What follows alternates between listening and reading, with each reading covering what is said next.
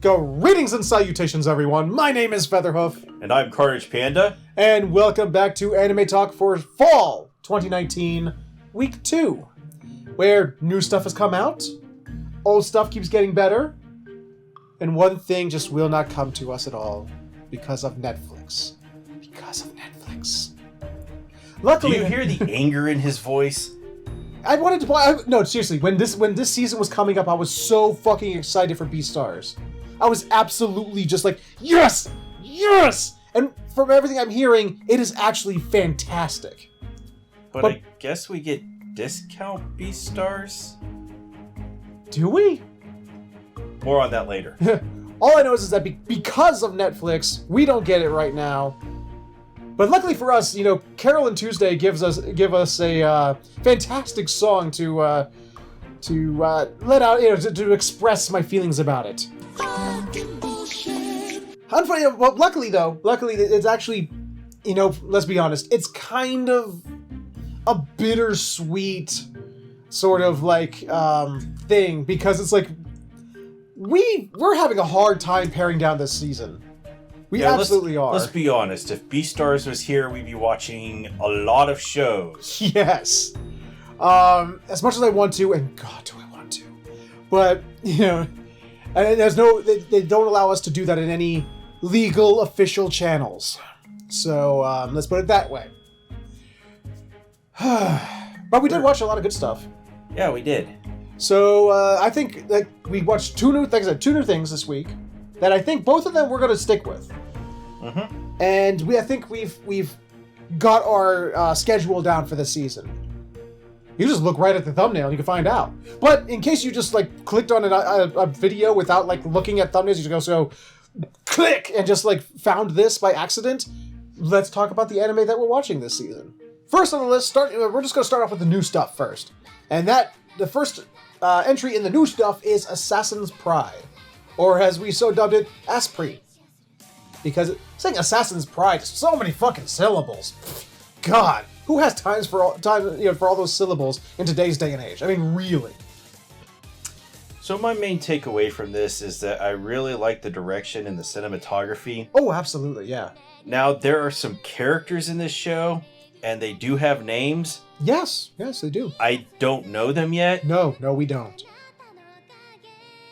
Except for, I think Melinda was the main female lead. Melinda and Discount Kirito. No, I would say he's premium Kirito. It's fuck Kirito, because fuck Sword Art. He's part Thorfinn, part Kirito. What? How in any way is he Thorfinn? He's not nearly rage enough to be with Thorfinn. The latest episode of Vinland Saga showed that Thorfinn has more than just, I'm mad. About damn time they decided to go with, character development. But, sure. So Assassin's Pride is about some dude who has to go figure out if our main female lead, Melinda, has powers, and if she doesn't, he has to kill her. Because apparently, okay, so here, let's set up the world. The world is a bunch of human colonies that exist on a giant candelabra. On top of a mountain. On top of a mountain, because the world is shrouded in darkness because it's been invaded by things called Lycanthropes, not to be confused with lycanthropes. Yeah, lycanthropes. I don't know what a lycanthrope is. So apparently, it's a marionette demon. Apparently, I want to talk about this feat of civil engineering. Okay, now aesthetically, it's beautiful. Yes, it looks great. No way in hell that would ever work. I agree with you, but we do have we have this fantastic candelabra on top of a mountain that just looks like it would crash under its own weight. Yeah. And it just does not work, but good thing this is inside of an anime. Yes. Or otherwise any work of fiction. Yeah.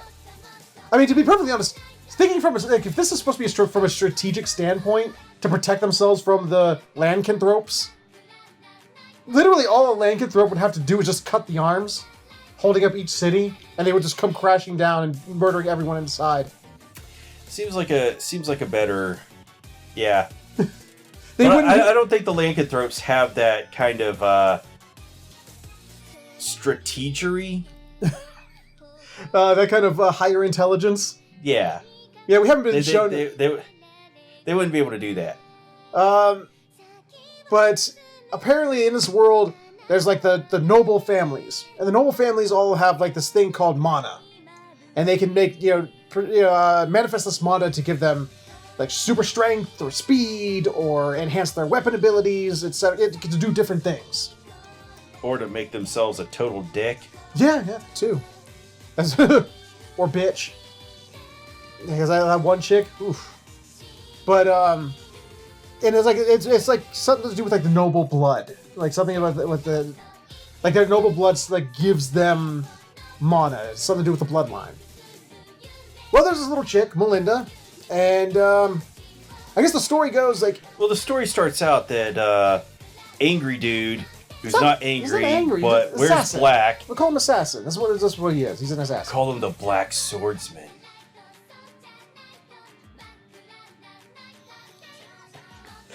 Yes. So the Black Swordsman arrives in the city. I'm not calling him that. I'd sooner call him the Dread Pirate Roberts than I would call him that. You're just no fun.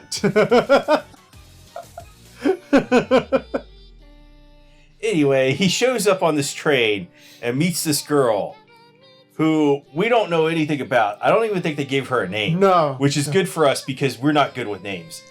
So this girl and him say the same thing, and then they're going to like part ways. I love this.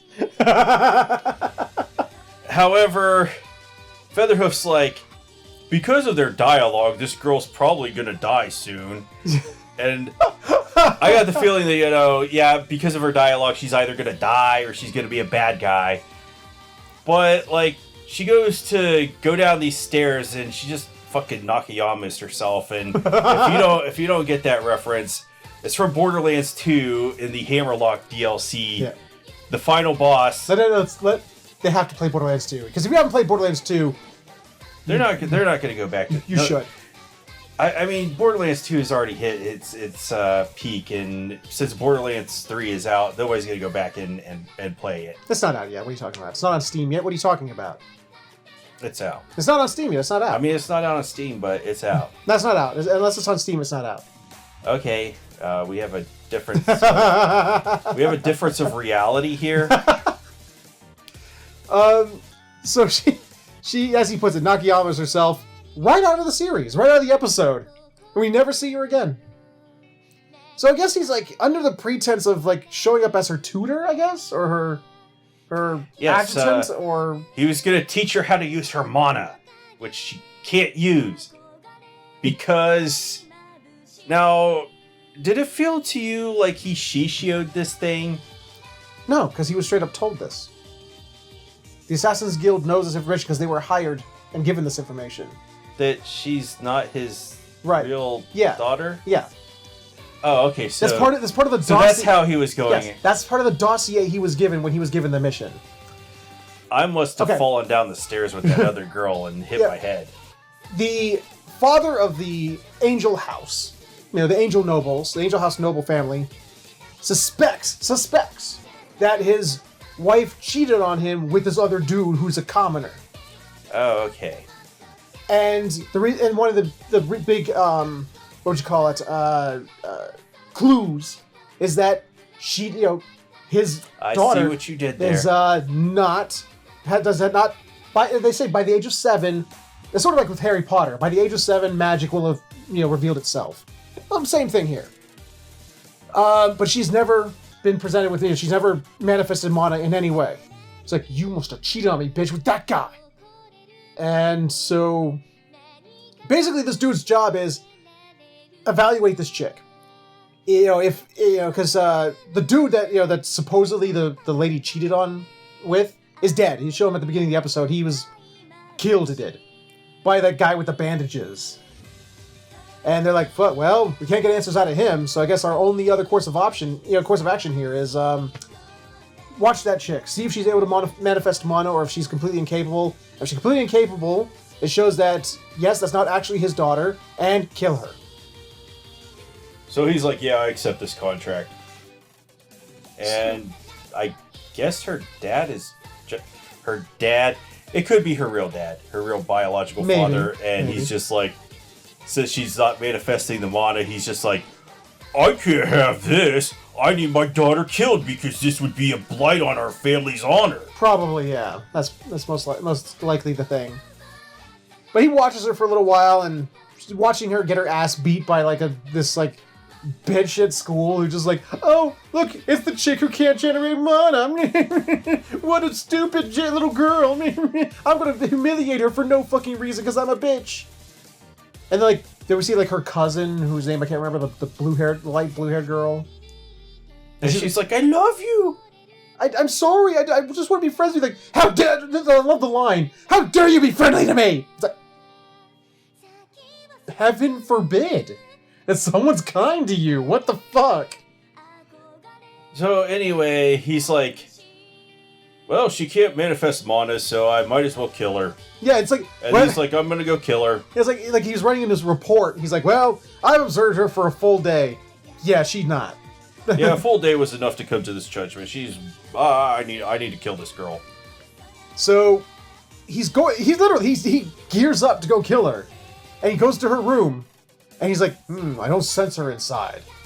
And then he's all like, oh shit, she ran away.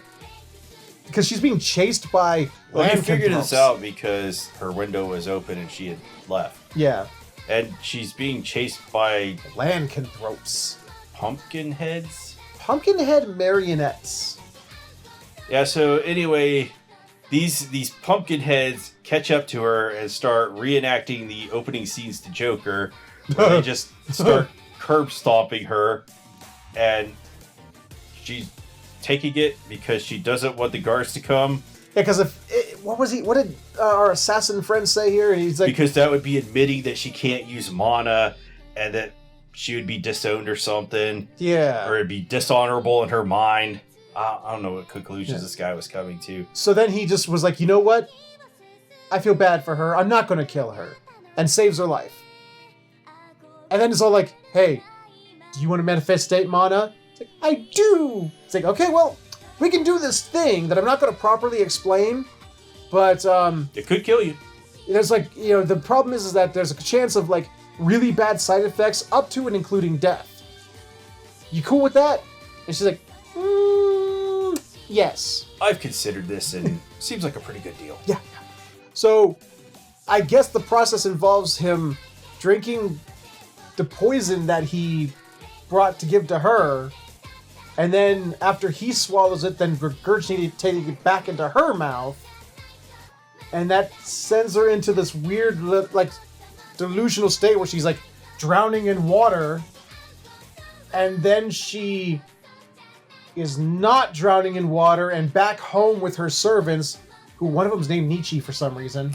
Yeah, that's a weird name to give to your daughter. Amy, Sophie, something else, and Nietzsche. I was like, what? But, and then she's just showing off look at my cool golden aura, and I can make little energy butterflies, and I manifested mana, yay!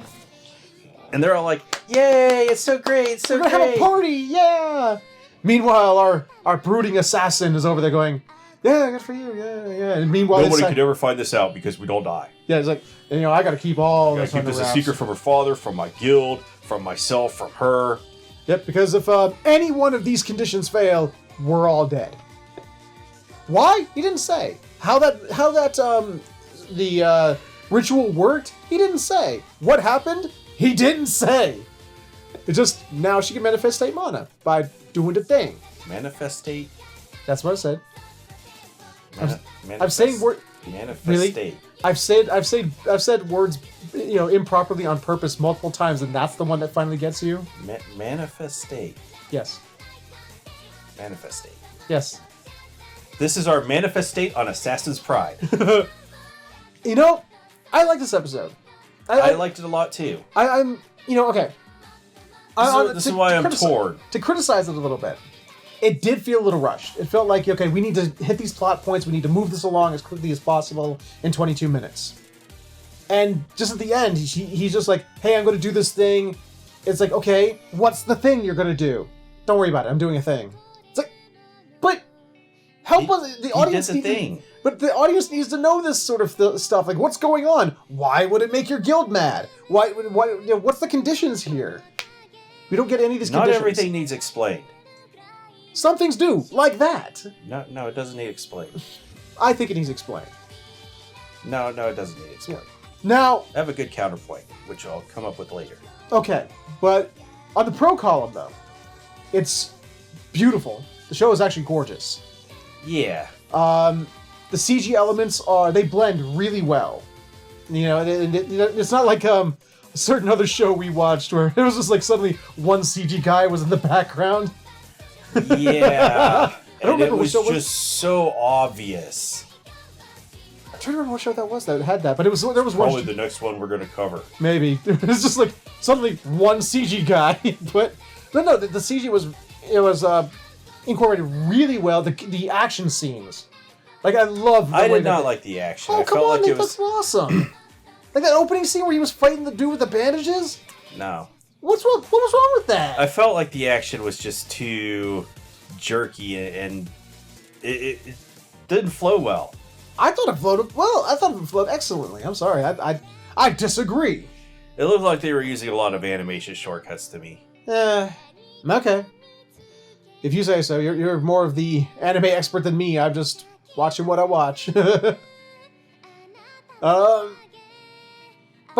I've said my piece. What's your piece? What's your pros, your cons? Go watch Assassin's Pride. Or don't.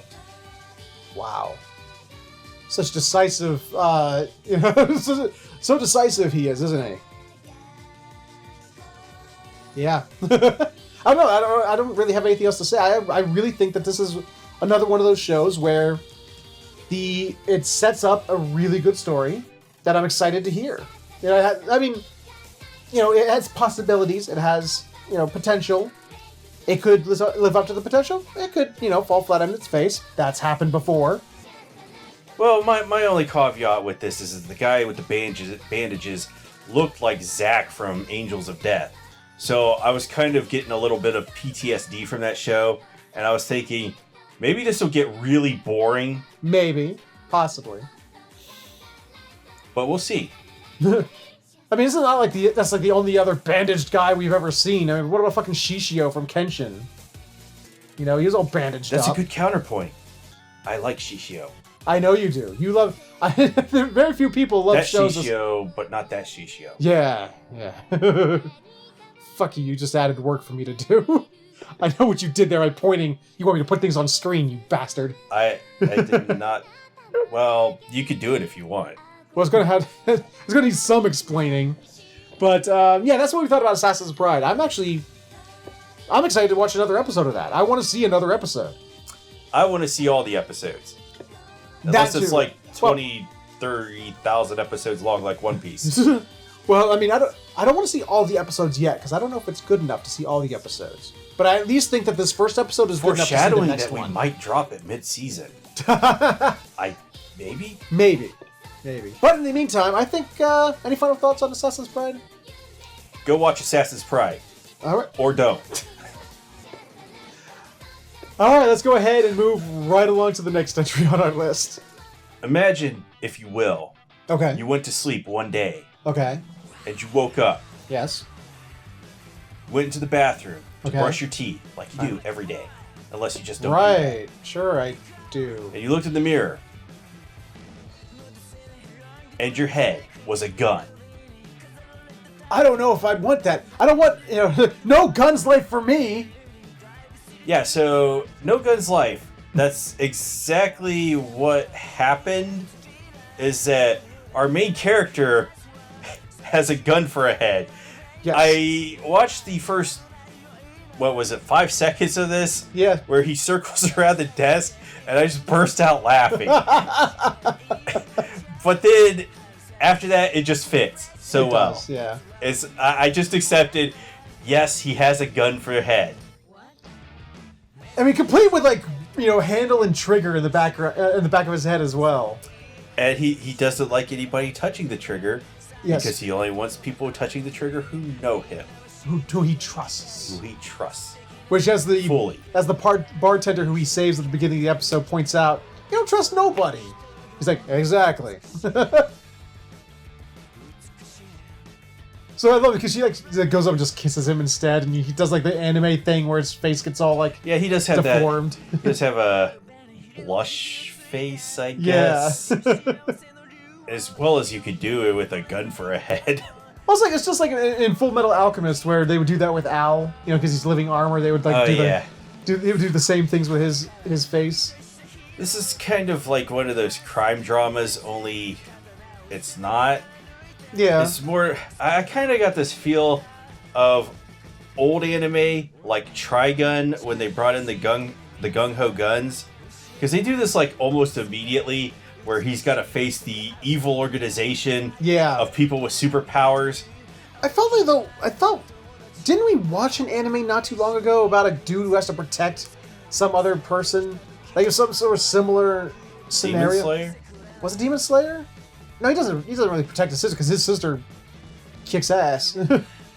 But I could swear like this is not the first time I've seen this plot. No, it's not. It's been done so many other times. Yeah. In other shows that aren't anime and that's true too. In anime. Yeah. But what I mean, I kind of like it. So we have these like this technological world, with the big corporation, Pure. Yeah, it's got a name. And it has an umlaut in it, and a B. It starts with a B. There's an umlaut in there. I think it's like Pure. It's an evil corporation, so they're the bad guys. Yes, and they help people by giving them all these, cybernetic augmentations, and calling them these people are called extenders, I think. Extendeds. This kind of reminds me. I can't remember the name of the movie. It's Repo the Genetic Opera, where. Never heard of this. Where there's a evil corporation. Okay. That gives you organs. Like if you're blind or something, it'll give you like new eyeballs. Ooh. Which one of the characters gets. All right. But if you cannot pay for it, the repo man comes to take it back. Ah, gotcha. So I don't know if they have that in there, but they do send out an evil agent to come get this one guy, because the story as we know it is that Gunhead, I can't remember his name. Well, anyway, Isui? Oh, we'll get it at some point. I can't remember his name. Anyway, Gunhead for now. After he saves the bar owner or whatever she was, he goes back to his office and realizes that it's wrecked, and he's like, "What's going on?" And what happens is that there's an unconscious kid and another extended in there. This guy's really had some operation. He's like. Unoccupied, actually. Overextended, I think the lady called him. Overextended.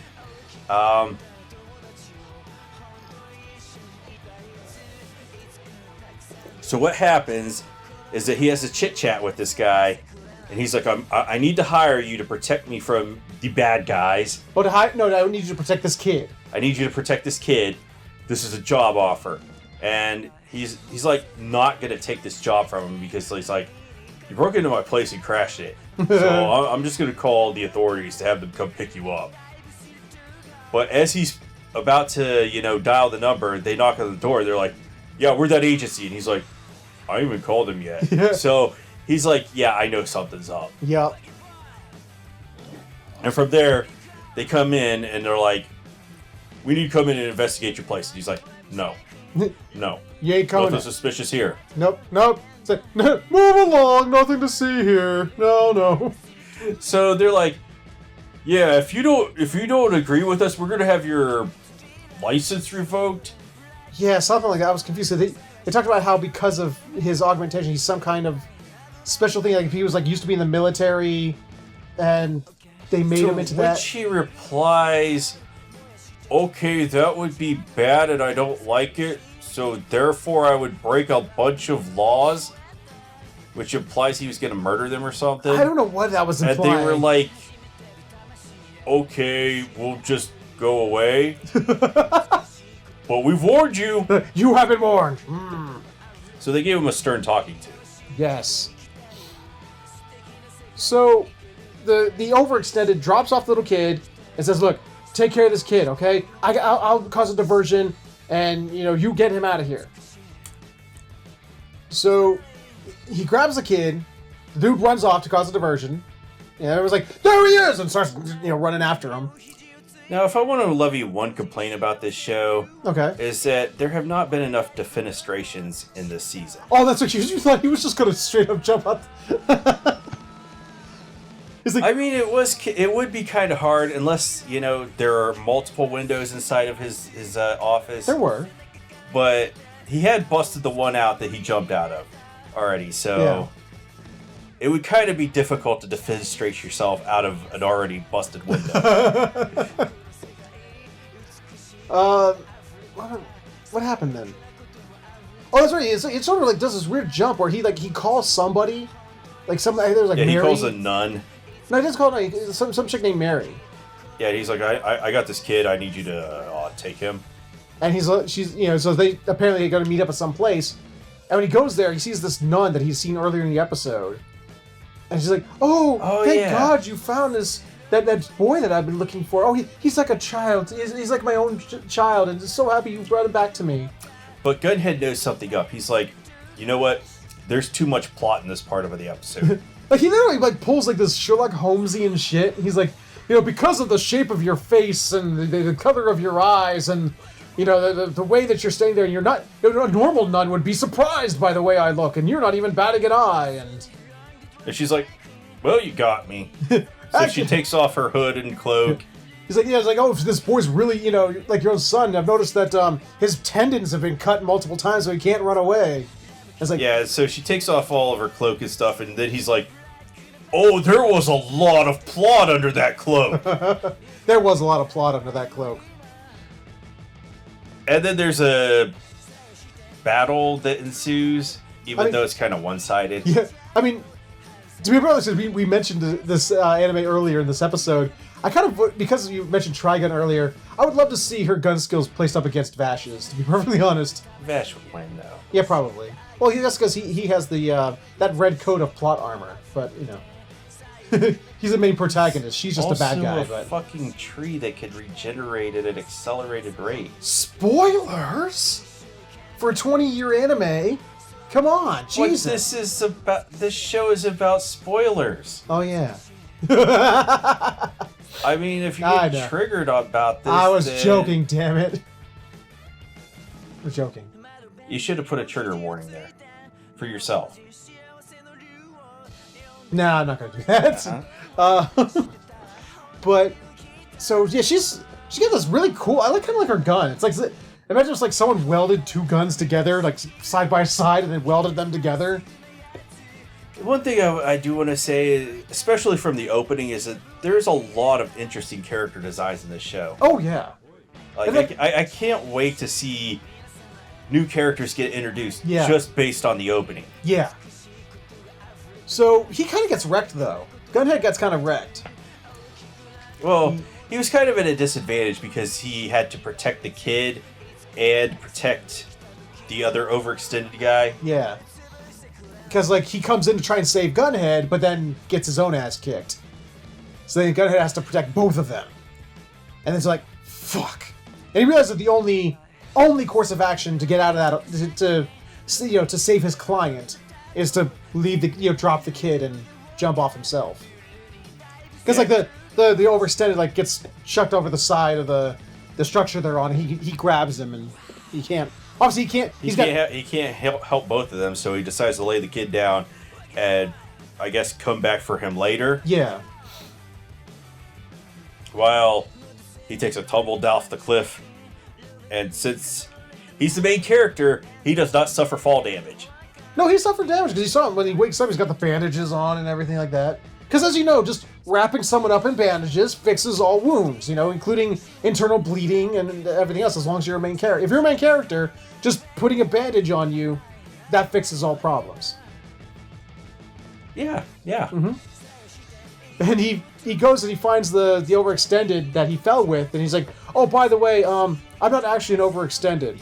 In fact, I'm not even here. I was actually that kid all along. Yeah, as you can see, this is just a hollow shell. I was just controlling this body. And he has this thing called, harmonization? Yeah, he has, harmonization, which allows him to remotely control the bodies of other people who have extended abilities. Which raises the question, why didn't he just use this on that girl up there? Of course, we wouldn't have a show. Yeah, but there's probably some kind of thing that, because the bad guys wouldn't, they invented him, to have that power. I sincerely doubt that they wouldn't put some kind of limiter on him to stop him from hurting themselves. I mean, evil organizations there is no limit. What if their air ducts are just tremendously large, which will allow Gunhead to crawl through them later to get into the evil overlord's facility and ruin all of their plans? Probably we'll have to find out. But Gunhead, he tells him, he's like, don't worry, I'll find you. He's like, well, when I'm harmonized, I can't really tell where I'm at, but, I can sort of feel like a rumbling. I think I'm in some kind of vehicle, and then he gets cut off, and he's like, don't worry, I'll find you. And we find he's on a train, and the chicks, the nun chick's all like, we need to get that harmonizer out of him, and we need to give it, he's a failed experiment, we need to take that back. He's like, don't worry, we'll take it out soon. The moment we get back to headquarters, we'll remove it. But it turns out that Gunhead had planted a transmitter in his ear, which allowed him to track him. And he proceeds to then, I think it was like Funk Faust or something like that, he calls it. But, Falcon Punch. But yeah, he basically Falcon punches a train. Yeah, so that's the end of the episode, where he Falcon punches a train and causes the entire thing to derail. Mm-hmm. And everybody on the train is probably dead. Yeah. But of course, except for the lady, the pretend nun lady with the gun. I would make a joke, but I'm not going to include any company names here so that they don't get upset and say, you've tarnished our good name, we're going to sue you. Thank you. Now, this show, one of the reasons I wanted to watch it, and this episode confirms it for me, is because of the whole extended thing, cybernetics, and because of the character Gunhead. He's got like the power boosted fist with his revolvers in his hand, mm-hmm. Which can give him the power to do the Falcon punches. Mm-hmm. I love the character designs. And like character designs are great. And like you said, I can't wait to see more episodes because I want to see where they, how imaginative they can get with this shit. It had this really nice dark noir theme to it. I mean, I don't know about you, I'm a sucker for noir. I really am a sucker for noir style themes, like artistically and storytelling wise. But it definitely had this, anime noir, thing to it that I was like really drawn to. Not the actual anime noir. No. I got a demo disc for that one. So back when I used to get that, what was that anime magazine? New Type? New Type, yeah. I just got episode 1. Not to be confused with actual New Types. I used to get that magazine for a while, and one of them did come with a disc that had episode 1 of Noir on it. And I actually didn't like that. I just never got around to watching all of it. I don't know if it actually turned out good or not, but maybe I'll watch it someday and either praise it or shit on it. But if I had to say anything bad about this episode, and I don't think it can help it because it's anime and they have to, I think it's just by law they have to do this, is they got these dark and serious noir tones, and then they sort of like ruin it every once in a while by doing that, like the face thing, the anime, blush face thing with Gunhead. That doesn't really bother me because... But it breaks the fourth wall, it breaks the theme, and it drives me insane. It doesn't break the fourth wall? What? It does. No, it doesn't. It does, because it's like, oh, these dark noir, and it's just sort of like, boom, silly anime, you blush face thing. I'm like, oh, come on. That's not breaking the fourth wall. It is. No, it's not. It is. No, it's not. It is because it breaks the art. It breaks everything. It breaks the style. It breaks the theme, and therefore it breaks the fourth wall. It does. But that's really my only caveat with the show. I hope they don't do that as much. I hope they reel that in. I hope they stick with the darker themes. But what are your thoughts on this? I feel that is okay because like I said in Assassin's Pride, where they're reenacting the first 5 minutes of the Joker by kicking that girl. There's like no levity in that movie. Kicking that girl, what? Whatever her name was, where the pumpkin heads had her on the ground. Well, that was only the first 5 minutes. That was at the end. The first 5 minutes of Joker. Oh, okay, all right. There's no levity in that movie at all. No. It's just really dark. Yeah. That's all it is. Yeah. Throughout the entire movie. Right. And I feel like things like that can get depressing. Now, I'm not saying that Joker needed that because it would have ruined that movie. Right. But I think you do need levity in a lot of places. This doesn't strike me as a show that's going to be, tonally so dark that it's going to be ruined by that. Okay. It just needs some comedy moments. I mean, I'll be perfectly honest. I thought it actually... The guy has a fucking gun for a head. I get that. But I thought it sort of ruined the scene where the nun is disrobing to show her, assassin jumpsuit underneath. And, and he's sitting there just going, she's getting naked. It's like, come on. It's like, this dude's like a hardened warrior who has been in wars and stuff like that. And he knows this chick's about to, kick his ass. He's deduced that she's actually, this evil chick who's probably an assassin of some kind. And instead of, prepping for battle, he's sitting there going, boobs. It's like, come on. Anime titties. What do you expect? I didn't expect it. I just didn't like that. I didn't like it. I thought there's a place for that in anime. I thought that scene, it ruined that scene. There's tension. It's building up. We're getting ready for a fight. Maybe you're correct about that scene in particular because I did rail about another anime, Fire Force. Yeah. Where they're juxtaposing all these fan service moments in the middle of fights. Yeah. And it just ruins the flow. And that's my opinion here. With like I said, okay, when it happened at the beginning of the episode, where the bartender suddenly comes up and kisses him on the metal cheek, and he reacts to it, that was kind of cute. It was sort of like he's like, "That was stupid. You shouldn't have kissed me. But dumb," and he's got the blush on his face. But when the assassin's disrobing her nun outfit to show her assassin outfit underneath it, and he's just going, boobs. It's like, come on, this is so dumb. Great, I'm exaggerating it, obviously, but he has the anime, blush face, and where all the details removed, and he's just like, so it's that right there just, I think it's like, oh my god, we're getting rid of this badass scene, and she's giving this little monologue where she's like, oh, I guess you figured me out, and how, I'm actually, I'm this badass, and then it kept jumping back to him, going, it's like, come on. You do bring up an interesting point, because every time we start selecting new shows for a season, I do this on purpose because I think it's great trolling. Okay. But every ecchi show, I make Featherhoof at it just to see him roll his eyes and go, "We're not watching that." So, what did we add? Val Crosslove and Azurlane. Azurlane really turned it up to 11 in episode 2. I did not see that coming. How did you not see that coming? No, they went above and beyond episode 1. They just completely blew that out of the water. And what was the other one? Kandagawa Jet Girls. Oh yeah, we were gonna watch that. Why didn't we watch that? I forgot about that. That is definitely the titty show. Oh, that's okay. All right, never mind. I mean, it's not okay. I'm not a prude. It's not that I don't appreciate the female form, because I do. I just it just feels like was it ogling? Is that the word? Yeah, ogling. It feels like ogling something. Like, it's like can I give some substance here to, you know, it's like if a chick's sexy, all right, she's sexy, but at least give me some substance to go with it.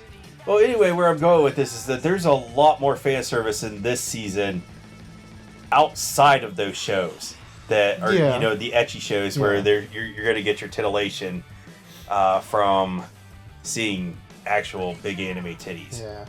But I think that's... Except for Assassin's Pride, because, no. No. Even though we didn't mention that in Assassin's Pride, but that outfit that Melinda was wearing, the giant eyes that kept staring at us. Oh man, I can't believe we forgot about that. Oh my god. The upper part of her shirt just looks like eyeballs. Like giant cat eyes, you know, the vertical slit pupils and everything. And of course, that's where the subtitles are. So it's like this fucking show is staring at you. But of course, she's like a 12-year-old? Yeah. And it's like, come on, this is uncomfortable. All the girls look like they're 12 years old, so... Yeah. Not the show that you want fan service in. No.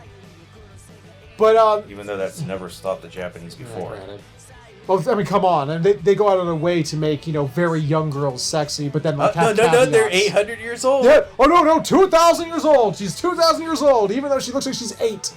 Ugh. Blech. But anyway, No Guns Life. No Guns Life. I think we've said what we're going to say. Does you have any final thoughts? Yes, we'll be reviewing more plot in the next few episodes. Yes, possibly. So, let's go ahead and move right along to the next entry on our list. Coming up next on the list is Unlimited Booty Works. Did I get that right? Yes, the next installment in Fate. Fate, Grand Order, Absolute Demonic Front, Babylonia. Yes, so there is another version of Fate called Unlimited Blade Works. Ah. However, since they've put a lot of fan service, the last episode, which was the first episode, they really wanted everybody to know. Did they do a lot of fan service this episode? Yes. They did? Yes. Did I block it out? Yes. Anyway, continue. I'm sorry. Continue with what you're saying. I just Unlimited Blade Works or whatever. I just assume that they're going to continue this trend because in episode 1 they really had to focus on. There's that one scene where MASH was sliding, and they were like, "We got to slide butt first into the camera." Or when she does that thing where she planted her shield in the ground and like was on top of it and upside down as she kicked the one demonic beast. Yeah, with her legs spread wide out and the camera right there. Yeah, and then the scene where Ishtar was barrel rolling through the air for whatever reason to deliver a kick, and they were like, "Gotta make sure we get the booty shot." Yes, they did. So I just assume that they're going to continue this. However, we do get something great this episode. Before I get to that, fight scenes still fucking fantastic. Yes. We get both. I mean, we disagree on Assassin's Pride about the flowiness of their battle scenes, but here I don't think there's any disagreement. He and I are just sitting there watching the battle scenes, just going, "Fucking awesome! Holy shit!" Yeah, like another thing is that they call Unlimited Blade Works Unlimited Budget Works because of the animation, which I didn't think was the greatest animation, but here it looks great.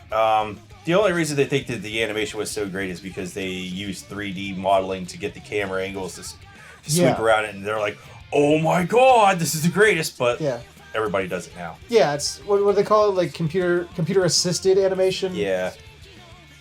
I really enjoyed the battle in this episode. So Enkidu is still is leading our friends, our protagonist Guy. He's leading them to Uruk. Yes, Guy and Mash. I can't remember the guy's name. Some Japanese name. Something or other. I think his first name starts with an R, but so I can't remember. I think it's Fujiwara. I think might have been his name. I can't remember. I'm not going to try and say because I'm an idiot, but you know, it's like and Enkidu's all like, Uruk's this way, and Mash is like, but Uruk's over there. That way. We're getting farther away, and he's like, "There's a boat over here, though." Yeah, we go over here to this dock, and the dock has a boat, and we use the boat to get behind the wall to get into Uruk. And they're like, "Oh, okay, all right." Okay. And then this dude and this little girl come and Yes. goes, "Oh, is that how you get there?" Oh, we didn't know that. And they're like, "Who the fuck are you?" And he's like, "Oh man, hi, we're here. We're trying to get to Uruk too. Man, do you mind if we tag along with you guys?" And he's like, "No, if you're humans too, okay, yeah, let's go to Uruk." He's like, "So who are you guys?" And "Oh, I'm my protagonist guy, and this is Mash." And that's Enkidu. And he's like, "Oh, Enkidu. How interesting, Enkidu, huh?" And Enkidu, you're gonna be saying it like you do, Enkidu. Enkidu, whatever. Well, this show that like Elkidu or something like that. Yeah, they were saying Elkidu. I was like, what the fuck is... There's an N there. But yeah, it's like...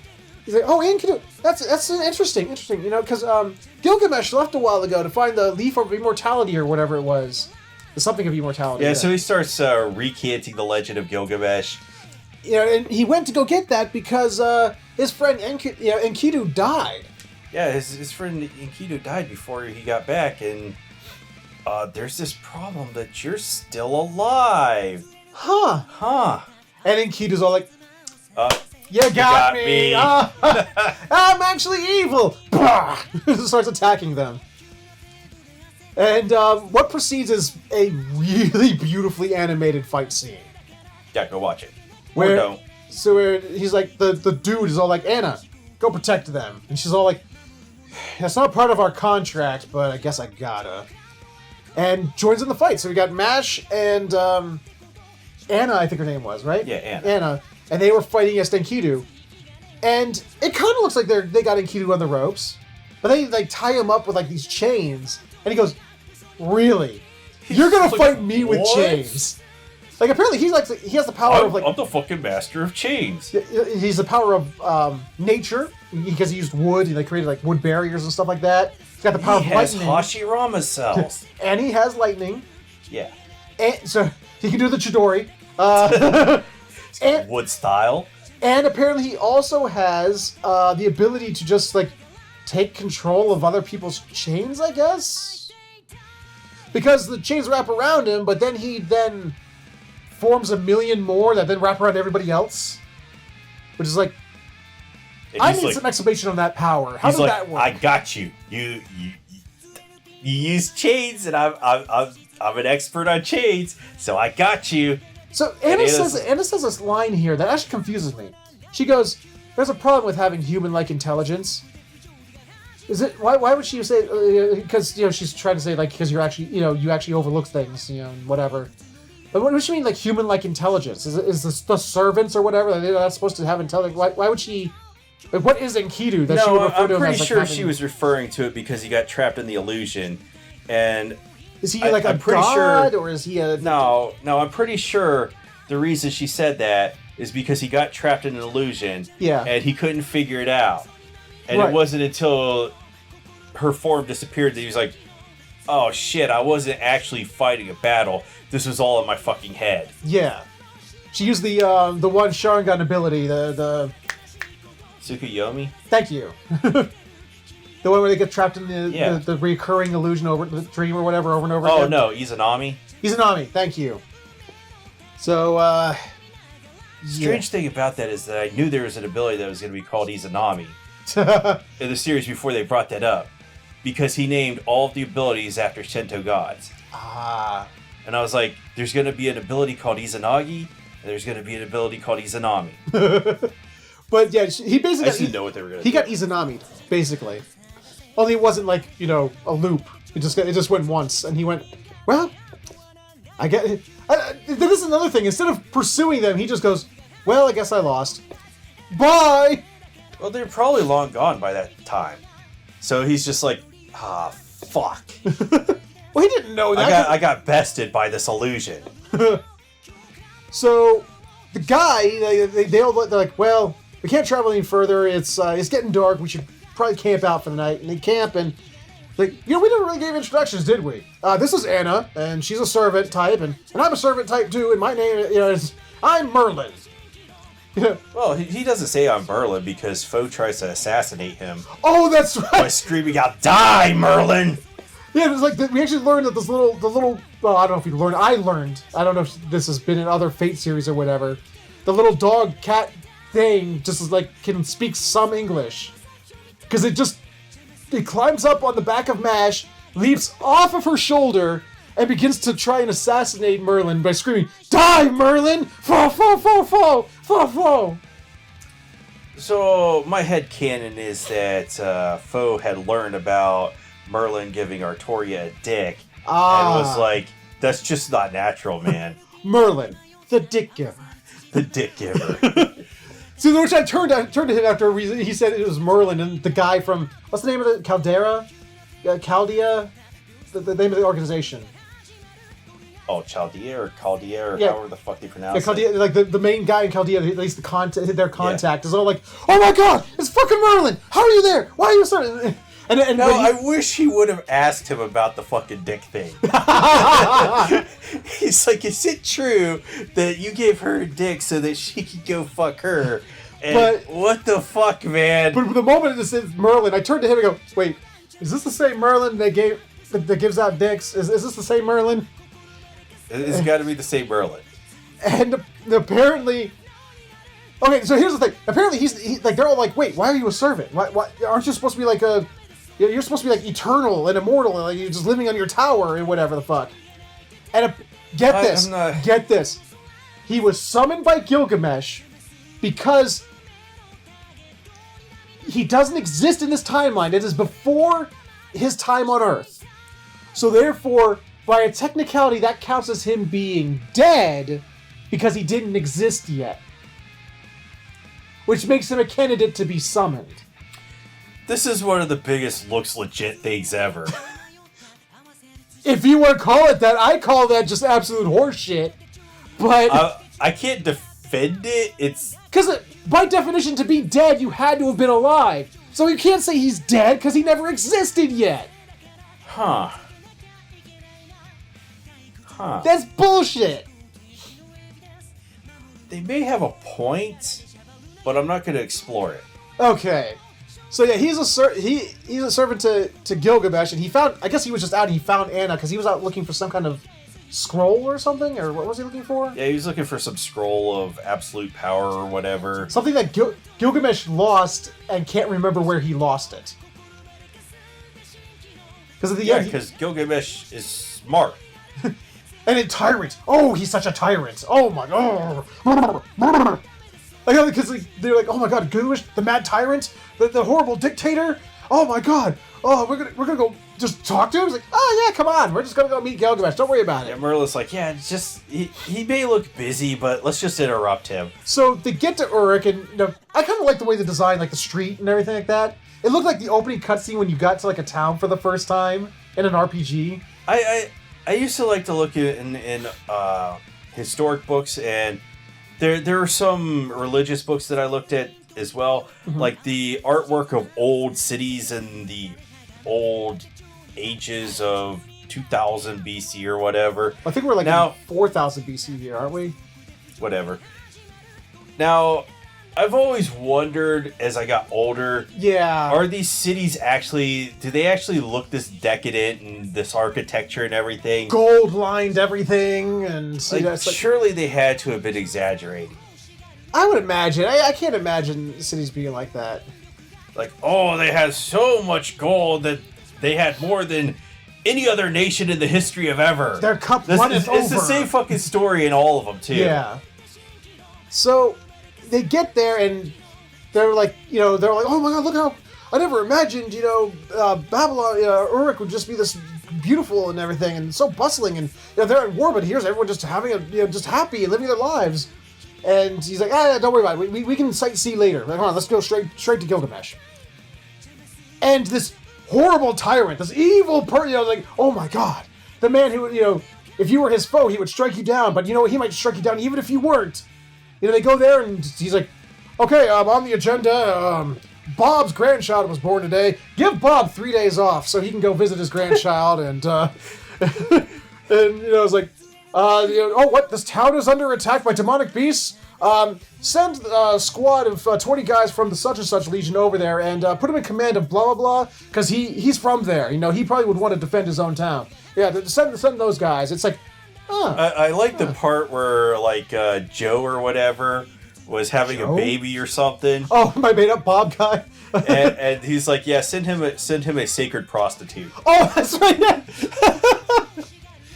Like, so Gilgamesh, the tyrant king, is so tyrannical that he'll give people 3 days off of work And a sacred prostitute. and send them a fucking prostitute.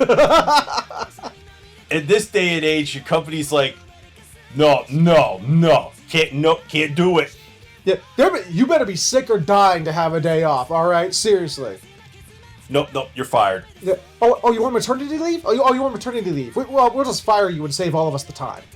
But Gilgamesh, on the other hand, is all like, give him time. Very off. tyrannical. Yeah, the tyrant, the fucking tyrant.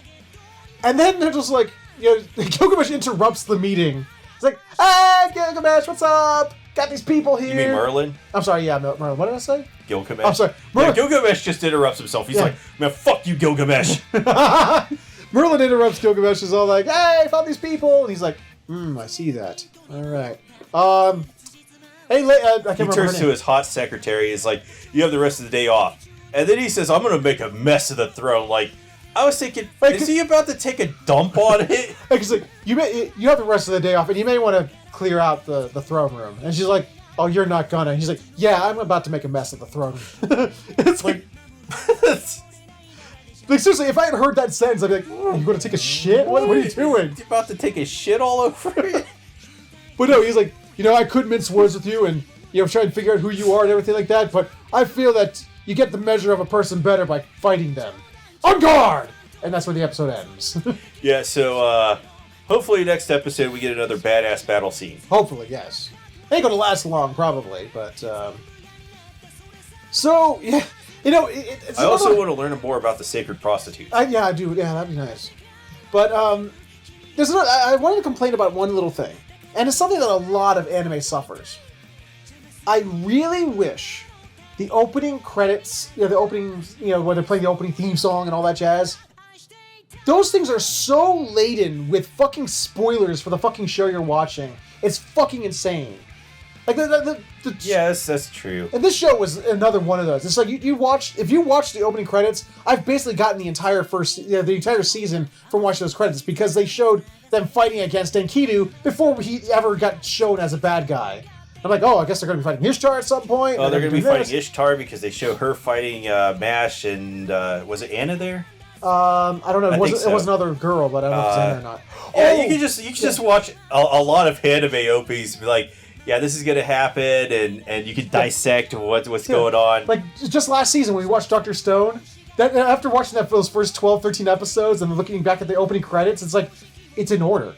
It's literally in order of everything that happened is the opening credits. Holy shit.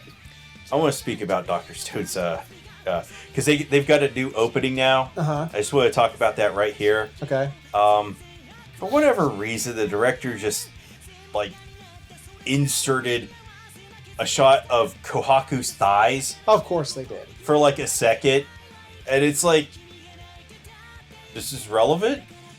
Apparently the director thinks it is. But yeah, but Fates. We're still talking about Fate Grand Order, though. Speaking of the opening, I don't like the opening song. I honestly don't remember it. Yeah, he's like, yeah, it's not even memorable.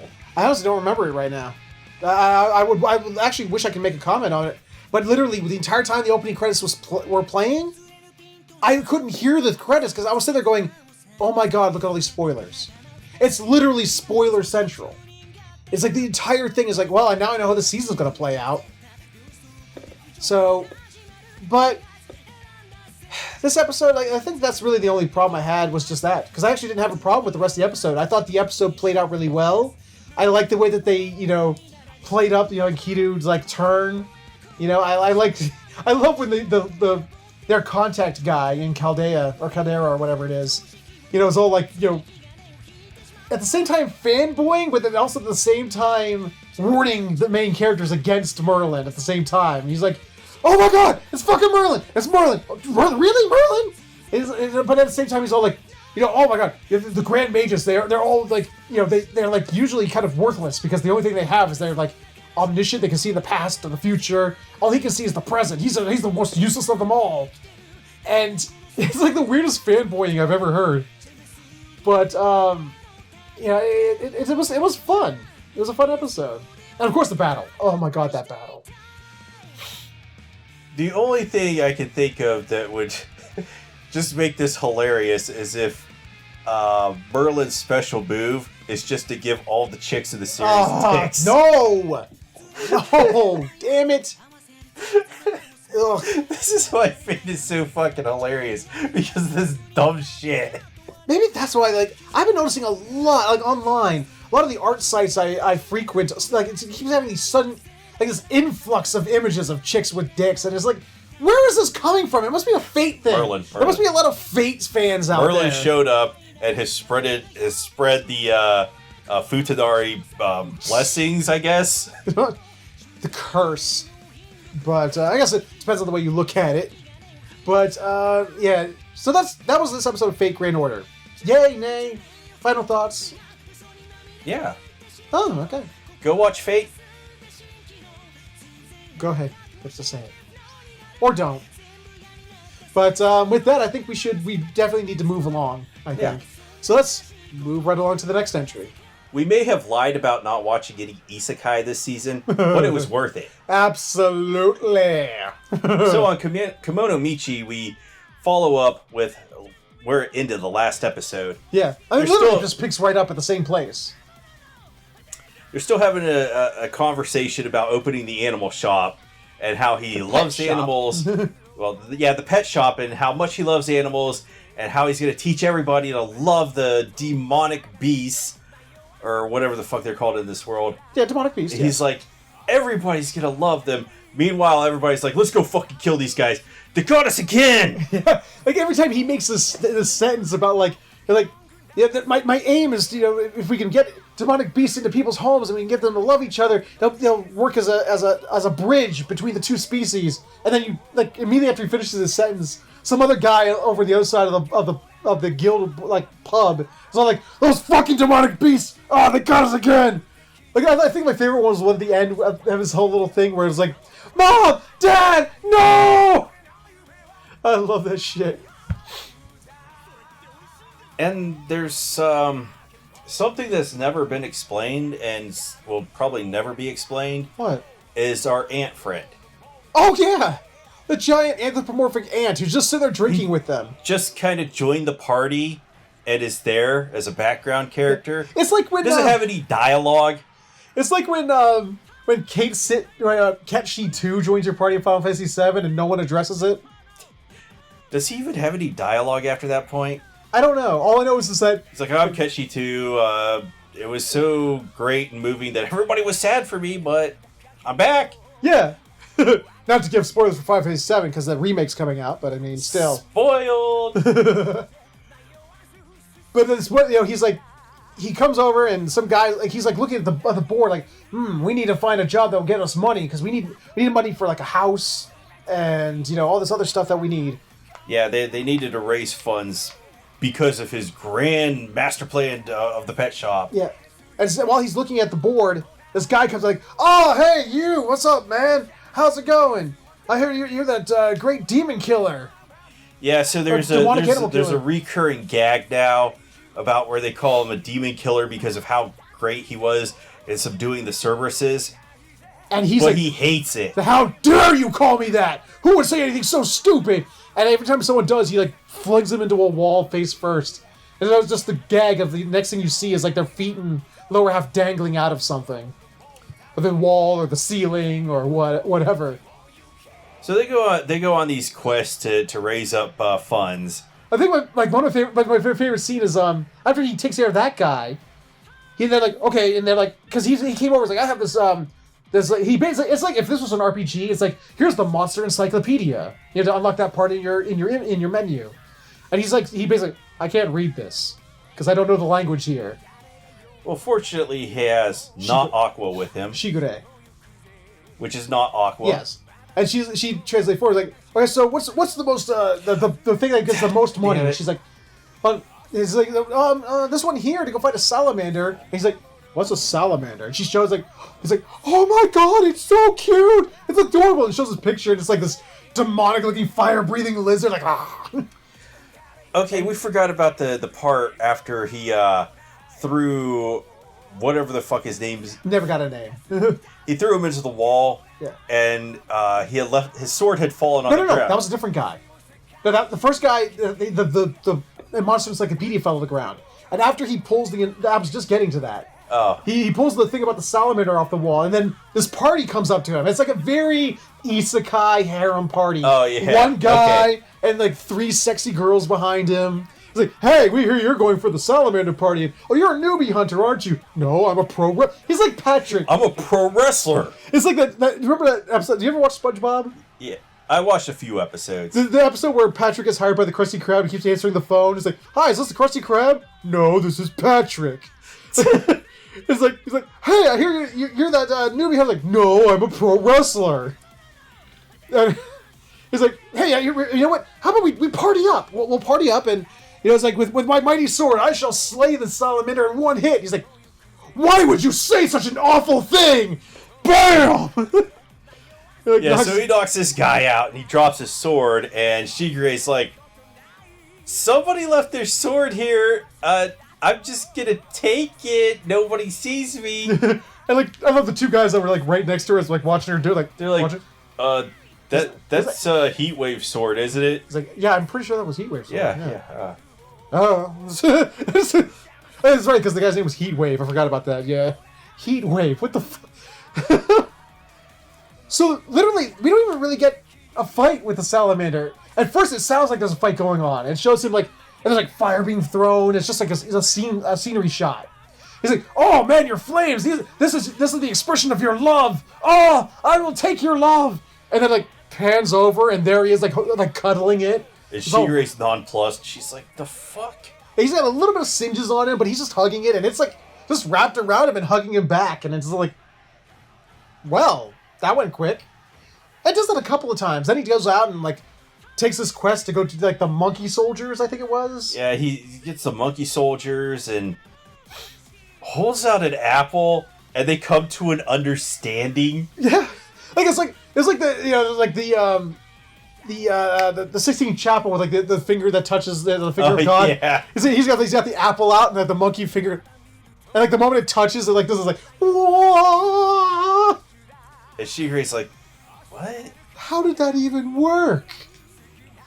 And now he's got like a collection of like these 2 horses that have bunny ears for some reason, and some kind of giant philo-looking chicken, and the monkey soldiers, and the salamander, and they're all in these cages. And they've raised enough money that Shigure could pay back. Oh my god, Edgar. This scene! I love this scene so much! So she takes the bag of gold, and they go over there. Well, it cuts over to the cat girl and her brother. I like this scene between them because she's like, "Hey, brother, I'm bored. Let's go do something bad." He's like, "Yeah." He's like, "Yeah." He's like, "Yeah." And and then he's like has this flashback of where he's getting his pet down by him, and he's like loving it. And he's like, oh. No, let's not do anything today. No. First, like, no, let's not today. Not today. I can't do it. And then the door busts open, and it's fucking Shigure and Kenzo, and then Shigure and the Wolfman sees Kenzo and goes like, no, I can't take it. He has this like, I mean, trigger warning. I'm sorry. I have to say trigger warning for this. He literally acts like a rape victim. Like he does. But it's he has some severe PTSD from this. He does. Like he's like, don't touch, no. But it's like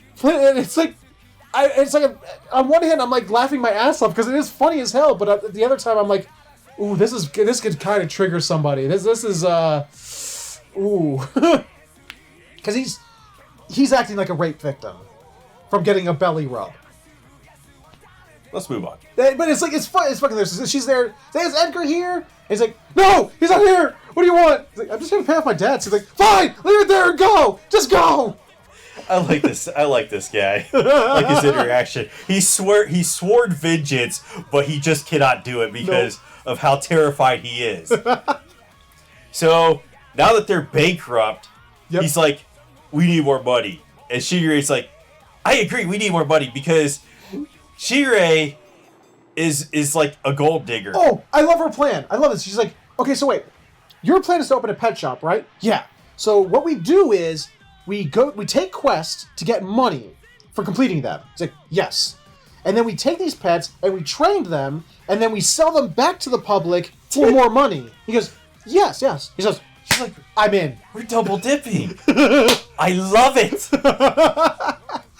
It's like the only thing that motivates her is money. Yeah.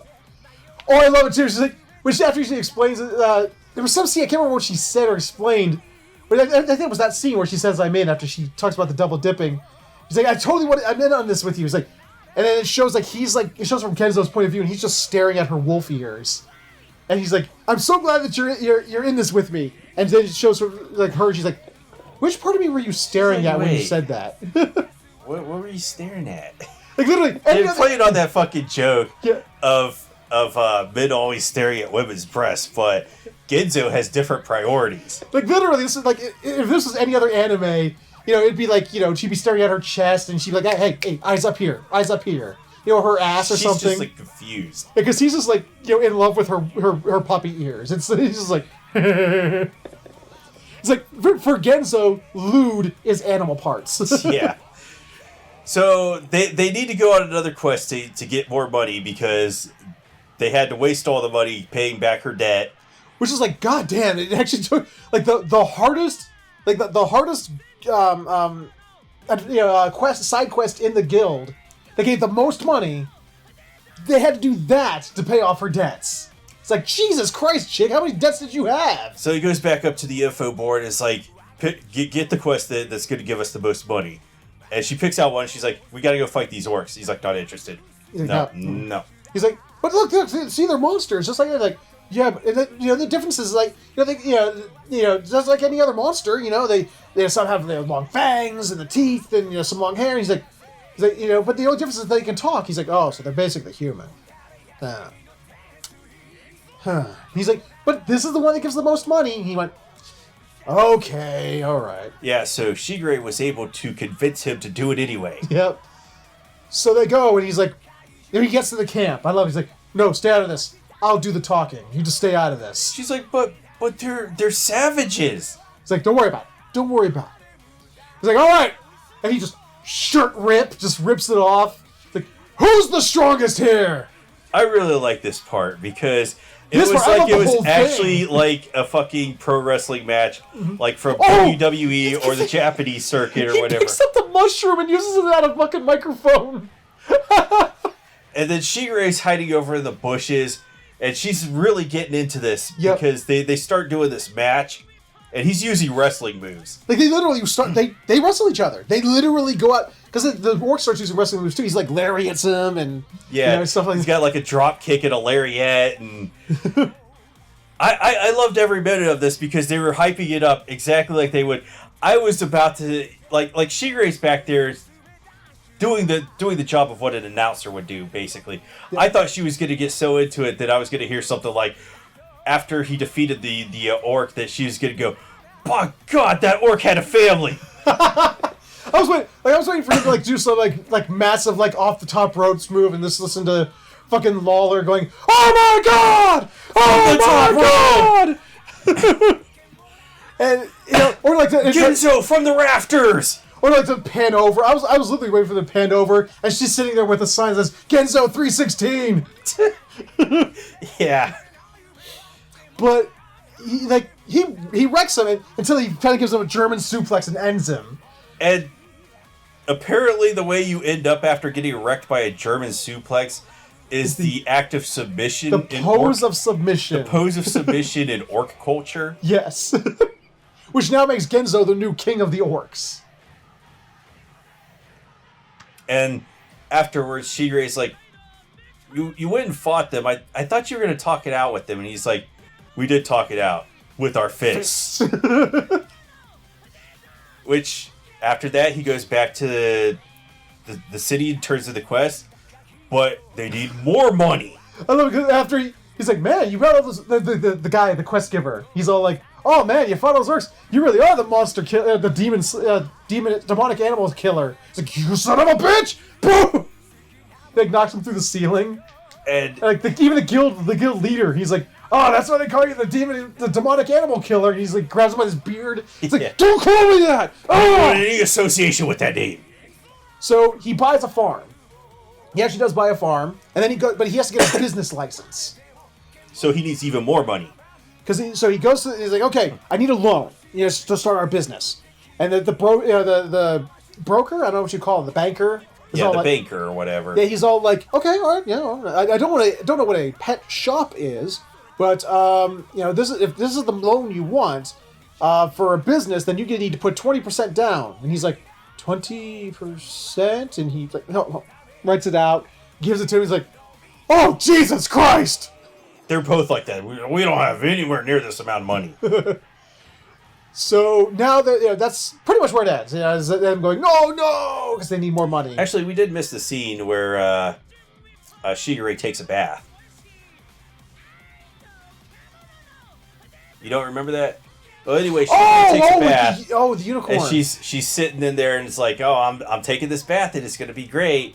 And then she turns around and she sees Ginzo, and she's like, eep! Hey, you pervert! Oh, he's like dumps down in the water. How dare you look at me? And she's like, don't come anywhere near me! Stop coming near me! And he's like, and he's going to the water. He's like, yeah. And he walks right past her and finds a unicorn and hugs it. And it turns out that he's interested in a different kind of plot. He's not interested in Shigure's plot. Which I find funny. Giving a unicorn a hug. Which I found funny because Shigure goes, somehow this makes me even angrier. Yes. Somehow no, this is not right. Which he names the unicorn Mimi or something like that. Or Miki or something to that effect. Now, I'm confused here because unicorns are only supposed to show themselves to virgin women. That's why it's there, because Shigure's there. Okay, so Shigure... It was presenting itself to her, but okay, I thought, like, it's like, that must not be a real unicorn, because if it saw Shigure there, wouldn't it have gored him? So isn't that supposed to be the legend? Okay, so my confusion is less. It didn't show up because of Ginzo. It showed up because of Shigure. Yeah. She was there, bathing her lady wolf body in the moonlight. I was actually kind of expecting her to howl at it at some point. But, Well, we're kind of confused because is she a wolf or a cat? Wolf. Because she hissed at the monkey soldier. The soldier monkeys. Yeah. That was really weird. She literally, like, she's described in the first episode as a wolf. The wolf lady. But then she hissed. I mean, I've had several dogs in my life. I've never heard a dog hiss before. They bark. Yeah. And then bark some more. Or growl. Or howl. Howl. But, yeah, it was confusing. But yeah, that was, Kimono Michi. Thoughts? Well, we also had the little demon princess or whatever. Oh, yeah, the little dragon girl. Yeah. She wanted to eat food, so ran away from home. And that's right, because you were talking about the defenestrations. You thought she was going to fucking jump out the window. I thought she was going to defenestrate herself. But she ran away from home, and we get some more plot. From this vampire chick. from someone who may or may not be a vampire. I think she's a vampire because, like, when they show her during the opening credits, they show with the she has the ears, but she shows her with the umbrella to keep the sun off of her. Oh, okay. So I think she's a vampire. Yeah, so she probably is a vampire, but I think this is the daughter of the demon lord that ran away, and the vampire is her attendant or maid or whatever. But let me tell you one thing about this vampire chick. We learned one thing about her. She's like a reverse camel. You know how camels, like, they store water in the hump and everything? We found out where this vampire chick stores all the blood that she sucks. I already covered that in the plot. Yeah. There's a lot of plot armor. Yeah, she has a ton of she's advancing the plot by a lot. Yes. It advances about 1.5 feet in front of her. But but yeah, it does show her a couple, like, it interstitials with her a couple of times. And due to the opening, the little dragon girl, I mean. And due to the opening spoiling us, we know that they're gonna join. With the wrestler and Shigure. Okay, so I do have one caveat to the show. It was actually pointed out to me by a coworker who's watching this as well. And at first I didn't notice it when I was watching the first episode, but when he pointed it out and I watched this episode, I noticed it. This show has no transitional scenes. A scene will cut, just hard cut, and a whole new scene takes over. And it does that multiple times throughout the episode. There's no transition, it just, like, hard cuts, now we're doing this now. And then hard cuts back, and then it's You know, so if I had to not give it any points, and it's not a lot of points, it's not like minor points, like a fraction of a point, but it's something I'm now noticing because a fucking coworker pointed it out to me. Confirmed, Featherhoof hates this show. No. If anything, I have to say it is my favorite show of the season so far. It's making him furious because of these hard transitions. No, it's not giving him any break whatsoever. Right. So anyway, any final thoughts on your part about this show? Otherwise, I love this show. I want to see more of this show every fucking week. It's the show I keep coming back for. Go watch Kimono Michi, and if you don't talk to me. Or me. If you're one of those people like, I don't like Kimono Michi, I don't get I don't get it. Why is this? Don't talk to us. Go away. we love this show because our opinion is right and your opinion is wrong. Next on the list is Oreski, because we're sticking with that. Because I almost forgot about this show. Almost forgot about this show. No, I didn't forget. I would have felt bad if we weren't covering this because I actually like this show a lot. I liked it too, but when we were going over, like when you were like, okay, we're going to do these 5, and you didn't say Oreski, I was like, okay, he decided against Oreski, and I just sort of left it. But then I suddenly remembered, oh yeah, that show exists. And we were like, and we got. Why would I forget about this show? Because I love it. Yeah, we got our 5 done. We got our 5 done. And then we were like sort of sitting around, and he was waiting on me because I was doing some things with Cindy and whatever else. And he was like going through that's not true at all. He was spinning around on top of the ceiling. Right. That's what I was doing. And he was in circles. And he was like flipping through his queue, and he went, "Oreski! I forgot about that." So we watched another episode. I'm glad we did. As am I, because they're sure moving this plot along fast. I'll tell you that. Like, we already got to, like, the 3rd act, everything, hits the, all the shit hits the fan, downward spiral already. I don't remember her name. Which one? The girl with glasses. It's an S. That's all I remember. Like, both her first and last name. Or something. Her first and last name are both S's. That's all I remember. She doesn't have very much plot, but I'm interested in her plot. I'll be perfectly honest, she's the most interesting character in the entire show. So we do get confirmation that she is indeed an evil overlord. Yes, absolutely. There are so many evil smiles and smirks from her, and I'm pretty sure she's getting off on all of this. She's one of those chicks, man. She's like, while the main plot is happening, she's got her own secret plot. She's definitely scheming. Yeah. It's very interesting. I don't know if it's true, but I feel like there's like some 4D chess going on here. Yes, I have a feeling so too. And the thing is that until we learn her name, let's just say library chick or stalker because it starts with an S. Yes, so Stalker-chan. Yeah. She's all they're having their meetings, as per their deal, and she's like, so how are you helping out the other girls? How's that working for you? And he's like talking about how like the grand plans that these Cosmos and damn it, what's her name? The other one. She has a name. Like the little nickname they give her. Because there's Sunchan. Sunchan is his friend. Yeah. And there's Cosmos. Yeah, Cosmos. And childhood friend. Friend. I don't know. I can't remember her name. I can't remember. She doesn't leave a big impression. She of the girls in the show, the childhood friend is such a trope. She's like straight up they just write her completely as the childhood friend trope. It's like there's no deviation from that whatsoever. But her the plan with her is like, oh, I bought these tickets for this movie, Meat Wars. Which is like, it has like these pictures of these 2 cows looking really angry and upset. Yeah, like the one that's inverted. It's almost like like the happy and sad faces like for the theater, but like one's inverted and like evil cow faces. So I'm very interested in the contents of Meat Wars. That sounds like a movie that is so bad it's good. Yeah. And I would be interested in watching that. But like, she can't just ask out Sunshine. No, that would just be too fucking, mundane. No, she has to. She works out this plan with. What's the main character's name again? Oh boy. We're batting like 0 on this show. No, I got Cosmos, but that's only because I'm a Xenosaga fan. But protagonist is all Protagonist Coon. Yeah, protagonist. She's like, okay, I'll give you the tickets, and then you invite Sun-chan, and then you'll be like, oh, but I can't. Oh, darn, I got these tickets, but I can't go. Maybe you should go with Kimawari, I think her name was, or yeah, Himawari. Himawari, thank you. And but of course, because the girls have this problem with they're so jumpy that they keep jumping the gun when they're supposed to come in and say things. Yeah, they get nervous and nervous was the word I was looking for.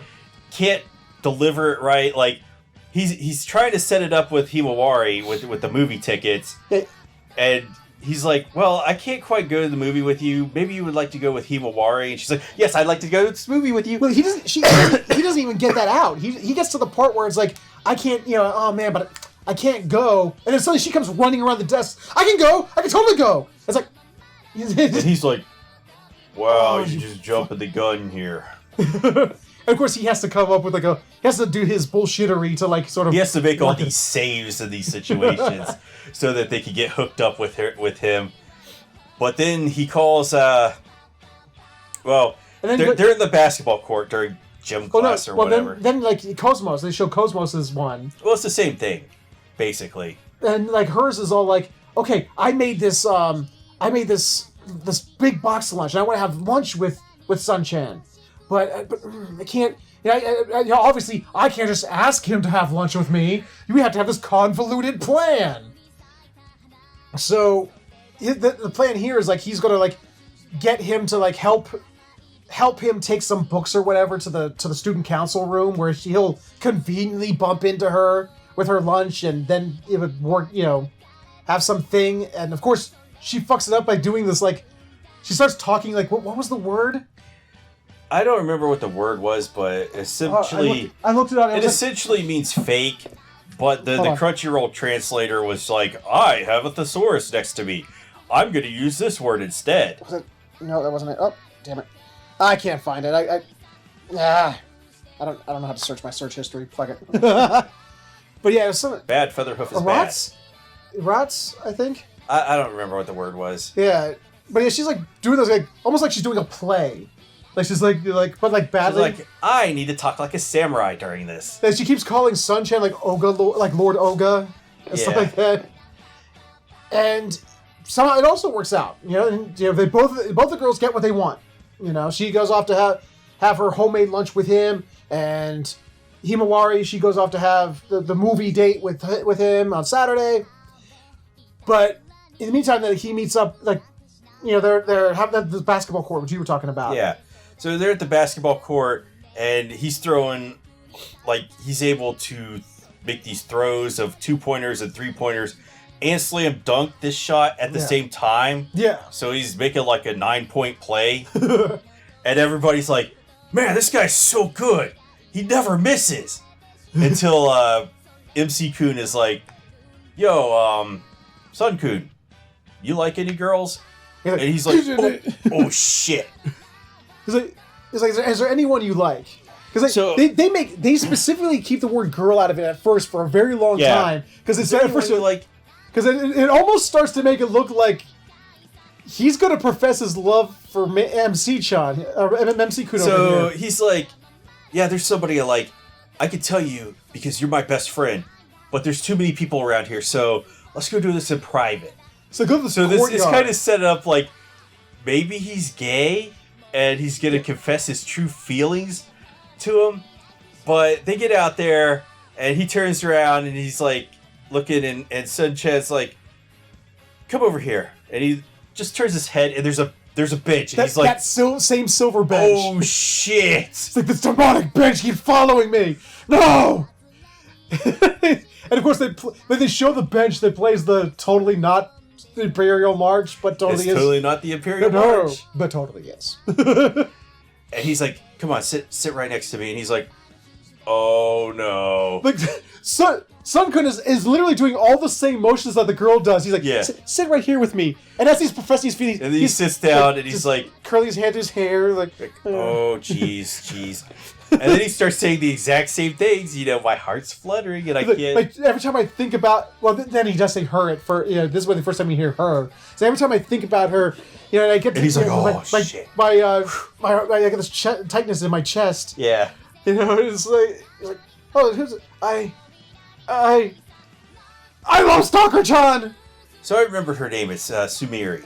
Okay. Sumiri? Sumire. Sumeri? So like Tsundere? Sort of, but with not an M quite. there, Yeah, so he likes Stalker-chan, and he's like, wait, so this girl has this crush on me, and every time I'm going to the library, she keeps telling me about how much she wants to jump on my dick.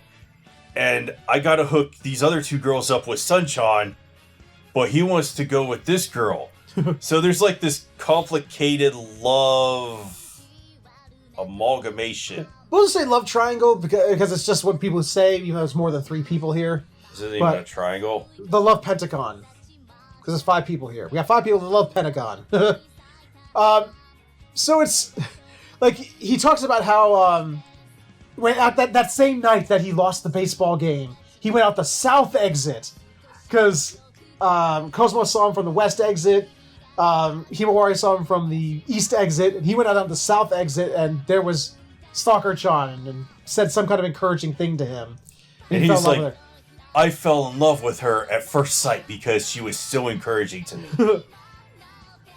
So then he makes some kind of baseball analogy. He's like, okay, imagine you got 2 strikes and 3 and 2 strikes, three balls. You got 3 runners on base and. And do you walk the guy or do you throw it and potentially risk a grand slam? He's like, well, if it was me, I'd walk the guy, but you're not like that, Sun-kun. You go all the way, and you put your all into it. I know you would. He's like, you know what? You're right. Yeah.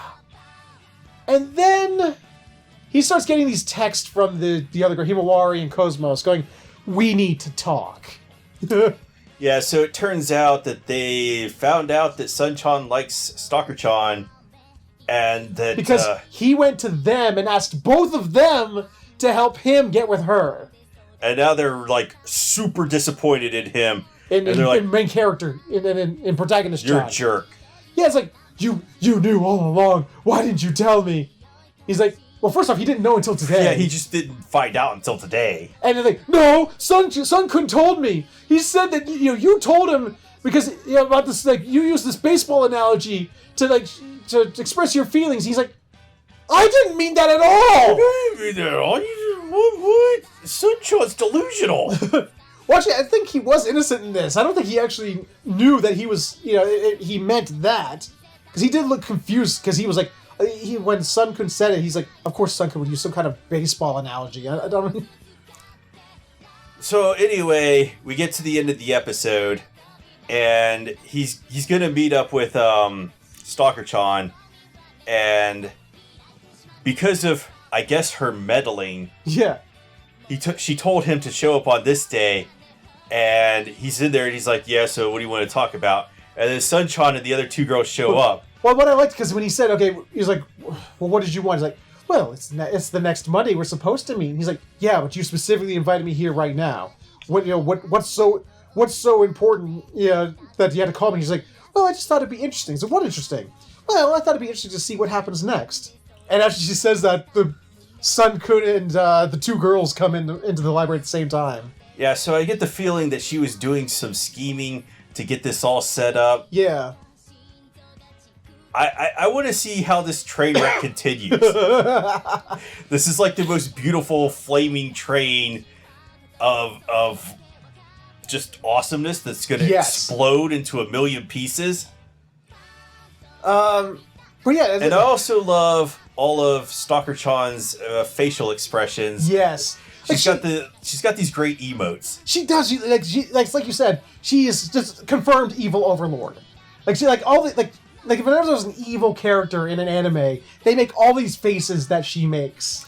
Wouldn't MC Kun and Stalker-chan make like the best evil overlord company or couple. Like, they really are. It's like the rule of two, you know, with the Siths. Yeah. Like she literally is Emperor with, you know, MC Kun's Darth Vader. You have Empress Stalker Chan and her Sith apprentice. Yeah, Darth MC Kun. Yeah.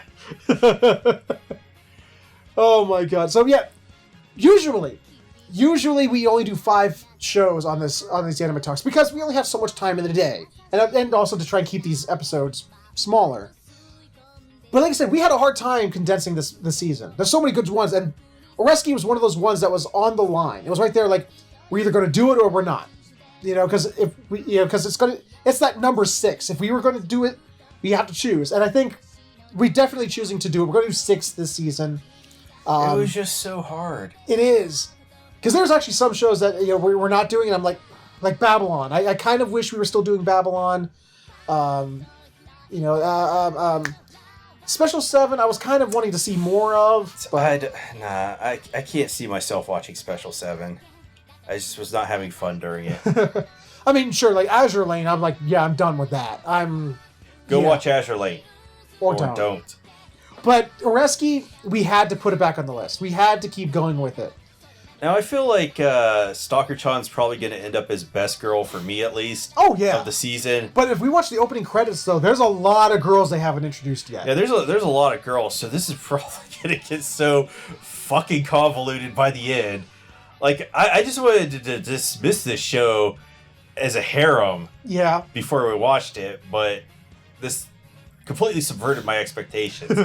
Now, if I had one caveat about this... Please. These random panty shots, I just don't even understand them. I only remember one this episode. There's 2. Oh, there is there? Oh. Yeah. For some reason, they keep doing panty shots of Himawari and... Cosmos.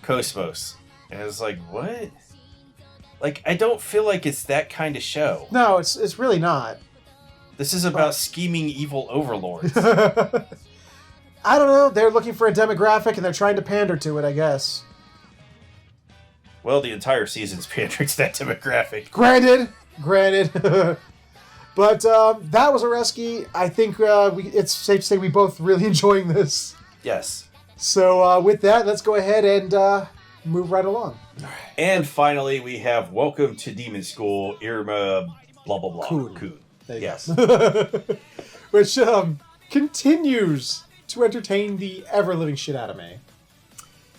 Yeah, so we're still going to school where evil Dumbledore is the headmaster, and I don't really like. And it's funny to call him that, but I don't think he's really evil. He's just a helicopter parent. He's just straight up a helicopter parent. Evil because he's a demon, and therefore he has that alignment attributed to him. Would you say lawful evil then? I would say hilarious evil. Because he's a doting grandparent and a helicopter parent. He's super nice and giving to poor Iruma-kun, even though... Iruma-kun wants no part of this. He just wants to go back. He has these flashbacks about how horrible his parents are. Yeah, I mean, okay. You know, I can understand being fearful for your life every day of somebody finding out you're human in a demon world, because they will eat humans. I get that. But you know what? His life has absolutely taken many up steps since he's been adopted by this fucking demon. Yeah, everybody loves him in the demon world because of his German suplex. He's the talk of the town. Yep. It's like, well, even if he wasn't the talk of the town, his grandfather just gives him whatever he wants. His grandfather gives him everything he wants. Well, even things he doesn't want. He thinks he didn't even know he wanted. It feeds him, and he's like, what did he say? Like during breakfast, he's like, I've never been allowed to just take my time with breakfast before and just eat whatever I wanted. This is a new thing for me. But I don't want to go to school. Yeah. But grandfather, I don't. But yeah, after I do want to go to school. Yeah, because he's like, grandfather, I want to talk to you about this school thing. He's like, yes, about school. I want to show you. I got you all these premium things, premium uniform and premium school supplies and books and everything else. This is all for you. So what did you want to talk to me about school? He's like, I can't wait to go to school. It's like Iruma, the biggest pushover. So he goes back to school. And this is, the entire episode is about our new teacher who comes in, who is totally not Snape. Totally not Snape, no. But is totally Snape.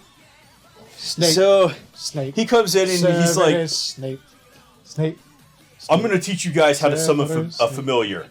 And anybody that fucks this up, I'm expelling you immediately. And anyone who thinks that they can get around with chicanery and other, tomfoolery in my class will be dealt with severely. Like, gets up in, like, Irma's face and shit like that.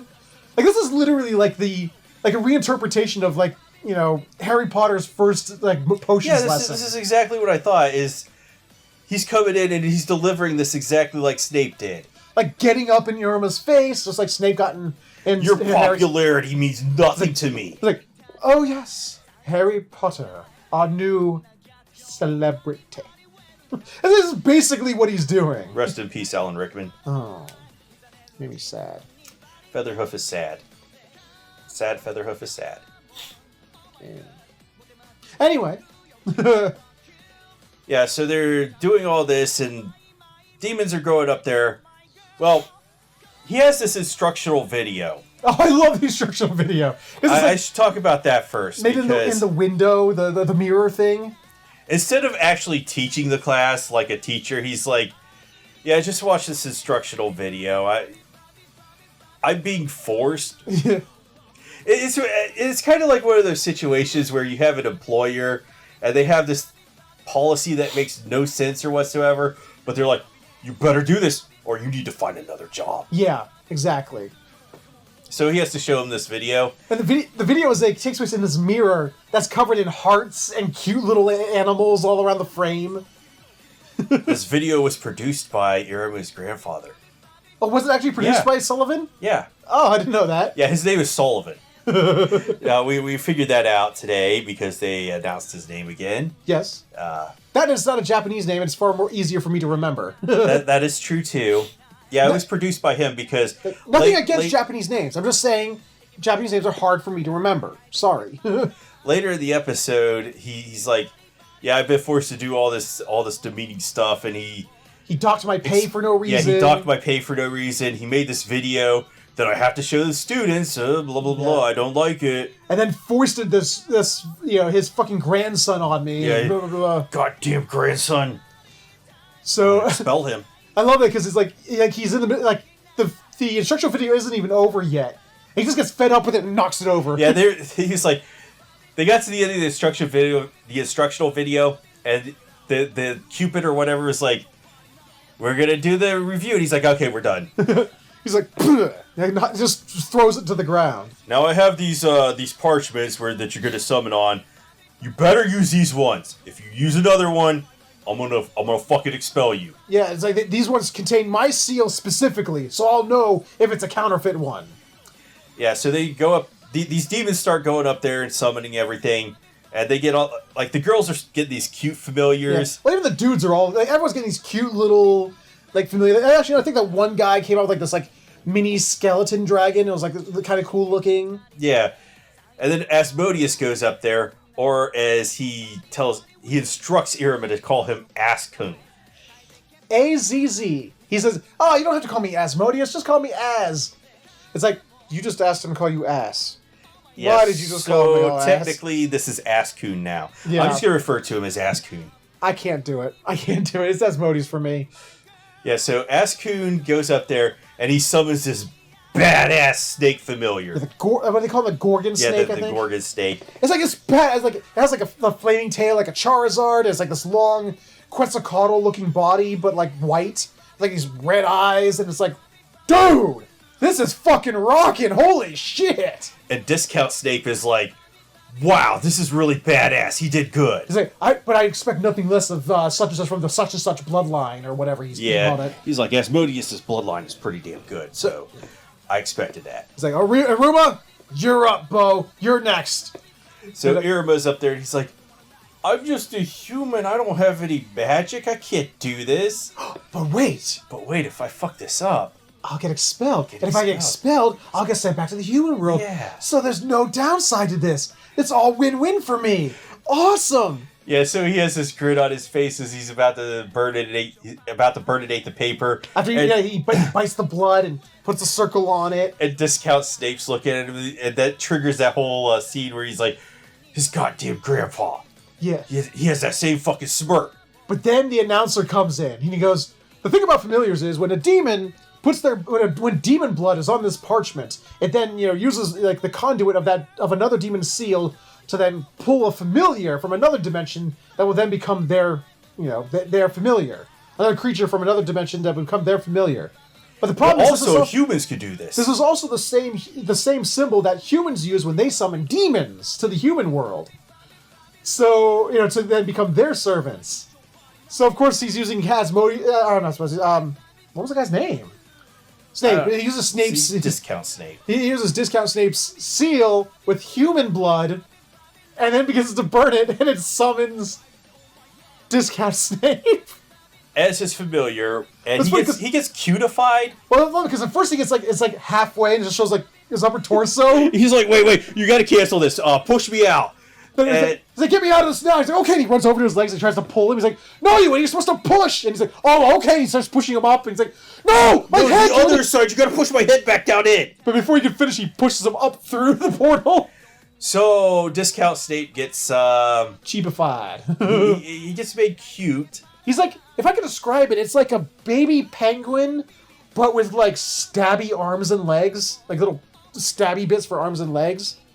And he is now Irima's familiar, to his chagrin. Yes. And he's like, you need to fix this right now. Or I'm going to do something that blah, blah, blah, blah. He's like threatens him, he's about to attack him, and then like, there's the punishment, because familiars are not allowed to harm or disobey their Since he's made this contract with Irima, he's not allowed to disobey him. So he gets like a lightning bolt that hits him or something. Yep. And he's like, Irima's like, oh, so that's the punishment. Huh. And everybody's like, wow, that's so badass. Nobody has ever made another demon their familiar. Like a demon's never made another demon their familiar. Oh my god! This is the first time in history. This is wow. He's just a badass. I do love it because they both go to Sullivan to try and get the contract annulled. Yeah. Like, they both were like, dude, neither of us want this. And Sullivan's like, ha, you can't do that. It's like, yeah, you can't break the contract. You're stuck in the contract for at least a year. If you tried to break it, you'd probably both die. I love it. I love it so much. So, yeah, this entire show is just based off of misunderstandings. Yeah. And instead of, like, a typical romance show where, you have the guy and the girl having the misunderstandings between themselves. Yeah. And this is supposed to create the comedy. Yeah. And I hate it. Because I'm like, why can't they just get together? So you're not a big rom-com fan? No, I'm just not. Rom-com and harems, I just, no. Gotcha. It works in this show, though. Yes. And then the episode ends with them introduced to a new character, Clara. Yeah, there's like this green-haired demon who has... I think like when her parents like were bottle feeding her as a baby, most people bought baby formula or milk in the bottle, I think they just put straight up Red Bull in her baby bottle because very few people I've seen are this fucking hyper. They're like, nah, we're too busy. I'm not breastfeeding you. We could go to the store and buy some formula. Or we could go to the fridge and what do we got in there? We got beer. we got Red Bull. We got purple stuff. We got Sunny D. Purple stuff. Hey, remember that? The old Sunny D commercials? Yeah. We go into we got soda, purple stuff. Oh, Sunny D. Man, Sunny D's nasty though. I like Sunny D. Okay. But yeah, but in this case, it's like, we got soda, we got purple stuff. Oh, Sunny D. Red Bull. Just chuck it down this child's throat. And that's Clara. Because she's introduced us, like, what's that noise? There's a noise coming from this room. It's like this banging. She curled into like this giant ball and crashes into this box of like this stack of boxes because they were stacked. And Asmodeus was like, Irma, don't talk to her. Just don't do it, bro. It's like, but why? Because of course it's already too late. He's already acknowledged her, and she just chats his ear off at like 50 And this is going to be our next episode. Is all about Clara. Yeah, and playing house or something like that. Sure. I don't know what the next episode's going to be about. Well, that's what they started talking about. I'm not reading ahead or anything. It was in the preview. Asmodeus was talking. He was not narrating it. Oh, okay. He was like, "What? And this is Clara, and she's doing this thing, and what? We're supposed to play house with you? And wait, I'm the mother? What?" And then he puts on a high pitched voice, like, he's like, in the next episode of Welcome to Iruma-kun. Yeah, welcome to Demon School. So. Next episode, Iruma is even more of a badass than we ever knew. Yeah, because every episode does show that he's like showing how he's like just the most badass of badasses, even though it's completely accidental on his part every single time. It's just a complete misunderstanding, and he's not actually as badass as everybody in the demon world thinks he is. So, that was Welcome to Demon School, Iruma-kun. Final thoughts on the show? I still hate the opening. The only song that I've heard that's worse to this, and you suffered through it, is Gas Pedal. Okay. I don't like this opening. I don't think it's as bad as you think it is. Because, to me, it invokes memory... I hate all of these songs, and the opening and the ending are in sync. I don't know how the artist or whatever collaborated or something, where they just repeat the same word over and over again. To me, like this... I didn't like this game. I didn't like DDR. I don't like playing it. I played it like once or twice in my life, and I went, I don't get it. I don't get the appeal. But what I do find the appeal in is the music. I enjoy listening to the music. And this song does invoke some DDR. And some DDR music like vibes to me. And this song evokes a deep rage and hate for me. Well, to each their own. To each their own. I just don't, it's not, to me, it's not opening theme quality.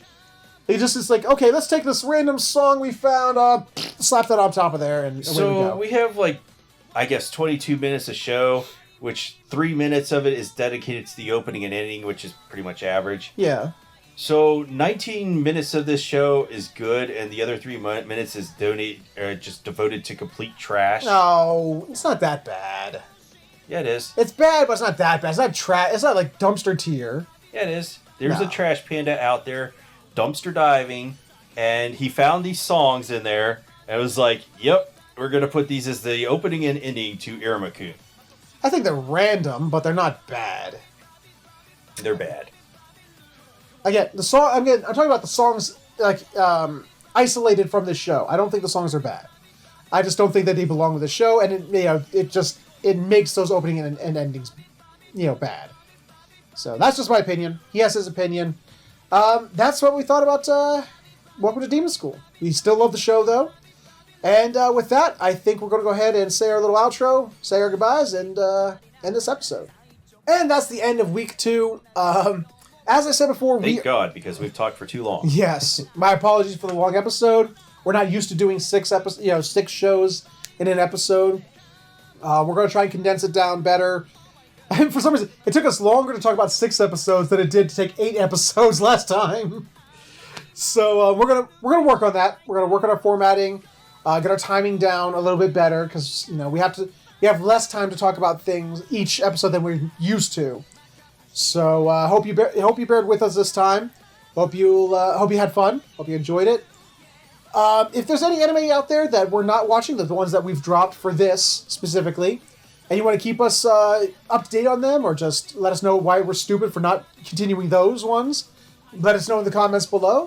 If there's things you liked or hated about these episodes, or our explanations, or thoughts or opinions on them, let us know in the comments below. In general, if you enjoyed this episode, please let us know with a like, comment, subscribe, share it, or you can click on the annotations for other videos we've done. Thank you so much for watching. We will see you all next time.